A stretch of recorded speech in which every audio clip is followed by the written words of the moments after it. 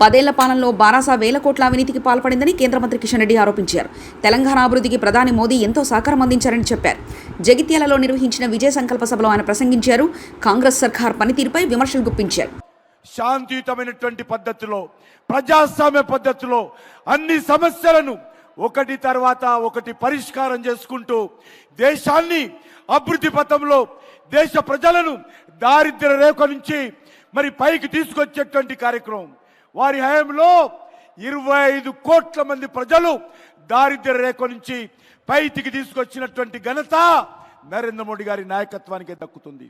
మన రాష్ట్రంలో కూడా మనకందరికీ తెలుసు, జాతీయ రహదారుల విషయంలో కావచ్చు, లేకపోతే మన యొక్క రామగుండంలో ఎరువుల పరిశ్రమ కావచ్చు, మన యొక్క నిజామాబాద్, వరంగల్, ఆదిలాబాద్ జిల్లాలకు సంబంధించి నేషనల్ టర్మరిక్ బోర్డు కావచ్చు, జాతీయ పసుపు బోర్డు కావచ్చు, లేక ఈ యొక్క గ్రామీణ ప్రాంతాలలో గ్రామ పంచాయతీలకు అన్ని రకాల నిధులు ఇచ్చే కార్యక్రమం కావచ్చు, లేక ఈరోజు మన యొక్క తెలంగాణ రాష్ట్రంలో అన్ని రకాల మౌలిక వసతు కల్పనలో లాస్ట్ 10 years నరేంద్ర మోడీ గారి నాయకత్వంలో గత 10 సంవత్సరాలుగా 10 లక్షల కోట్ల రూపాయలు తెలంగాణ రాష్ట్రానికి ఈ యొక్క నరేంద్ర మోడీ గారి ప్రభుత్వము ఖర్చు చేసిన విషయాన్ని మనం చేస్తా ఉన్నాను. మన తెలంగాణ సమాజం అంతా కూడా నరేంద్ర మోడీ గారిని ఈరోజు ఆశీర్వదించాల్సిన అవసరం ఉంది.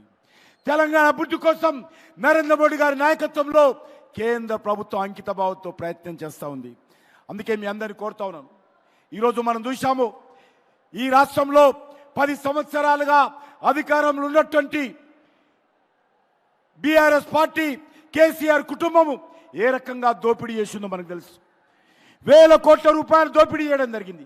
అది కాళేశ్వరం సాగునీటి ప్రాజెక్టు కానీ, లేక లిక్కర్ బిజినెస్లో కానీ, ఇసుక వ్యాపారంలో కానీ, గ్రానైట్ వ్యాపారంలో కానీ, గొర్రెల పంపిణీలో కానీ, మన్నిరేగాల్లో కానీ, దళిత బంధులో కానీ, భూ వ్యాపారంలో కానీ, ఈరోజు కాంట్రాక్టుల దగ్గర పూర్తిగా ఈ ప్రభుత్వము గతంలో ఏ రకంగా తెలంగాణ సమాజాన్ని దోపిడీ చేసిందో, ఈరోజు తెలంగాణ దోపిడీ చేసింది సరిపోలేదని చెప్పి ఢిల్లీకి వెళ్ళి, ఢిల్లీలో కూడా కేసీఆర్ కుటుంబము, కేసీఆర్ కూతురు కవిత ఏ రకంగా అక్రమంగా ఆపు ప్రభుత్వంతో కలిసి లిక్కర్ వ్యాపారంలో ప్రజాధనాన్ని దోపిడీ చేసిందో, ఏ రకంగా లిక్కర్ కుంభకోణానికి పాల్పడిందో మనం చూసాము.